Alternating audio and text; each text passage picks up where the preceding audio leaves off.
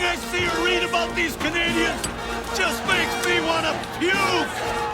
It's time we put America back in North America! God bless Bud Boomer! Hello everyone, I'm Johnny and today we're taking a look at Canadian Bacon. That's the movie. This is an interesting movie. It's both lighthearted and silly, but also explores some very relevant themes and attitudes regarding Canada and America's relationship.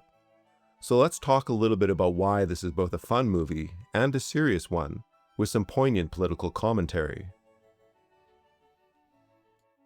Canadian Bacon falls right into the slapstick, silly, over-the-top comedy genre of the 1990s, and enlists some greats from this period, most notably John Candy, who plays a small-town sheriff named Bud Boomer. Boomer recently lost his job at an arms manufacturing plant, and now spends most of his days fishing jumpers out of the Niagara River. The movie was written, produced, and directed by Michael Moore, and it's his only non-documentary film. Michael Moore, doing what he does, uses every opportunity to criticize the American political system, while aggrandizing Canadian society and social programs, most notably the public healthcare system. But this is all done very tongue-in-cheek. Both Canadians and Americans should find it funny and appreciate that it's not meant to be any sort of critique with depth. Michael Moore attempts to pack in every stereotype possible, making Canadians out to be simple, naive, rule-loving people. One notable scene is an Ontario police officer pulling over Bud Boomer and his armed American invasion force in their stolen truck. The officer, rather than conduct any sort of criminal investigation, is laser-focused on Boomer's bilingual infractions regarding the anti-Canadian graffiti on the truck. Naturally, he has him correctly display the graffiti in both of Canada's official languages, English and French. It's a fun jab at Canada's Official Languages Act, something that has historically gotten more attention than addressing major crime. The humor overall is pretty simple, but John Candy, the national treasure that he is, always delivers his lines, no matter how predictable, with his lovable charm. The main conflict of the movie is dark, but presented in a lighthearted way.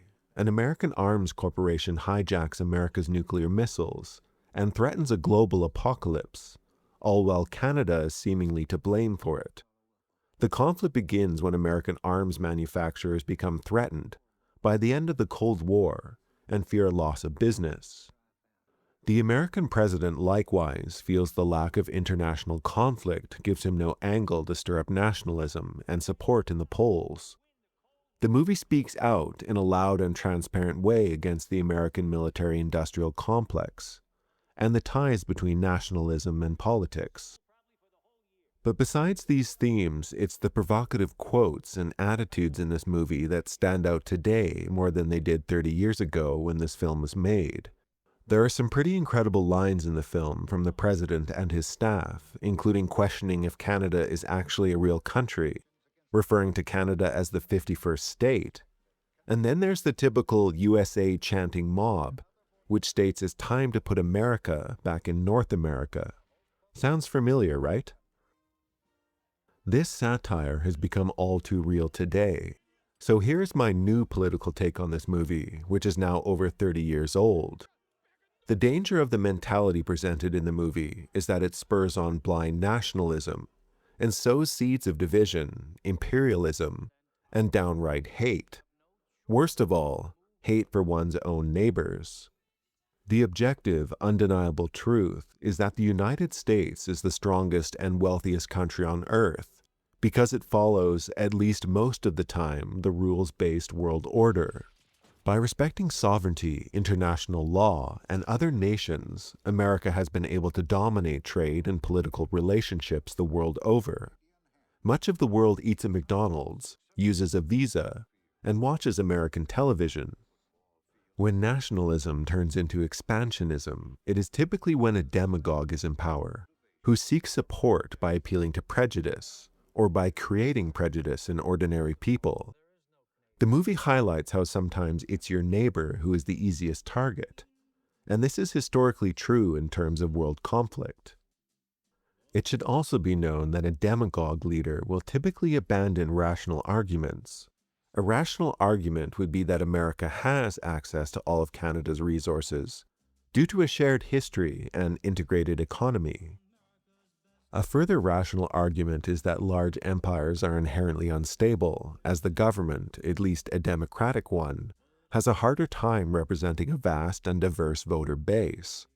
Often the highest ranked countries in terms of standard of living are smaller, socially cohesive countries. Alright, I'm Johnny. Thank you for watching. Do check out Canadian Bacon. As a Canadian myself, I certainly enjoyed it. To all my American friends out there, please don't annex us. Let's just keep being friends because we are the best of friends. And I might want to retire in a nice warm state one day. Anyway, do take care and have a nice rest of your day.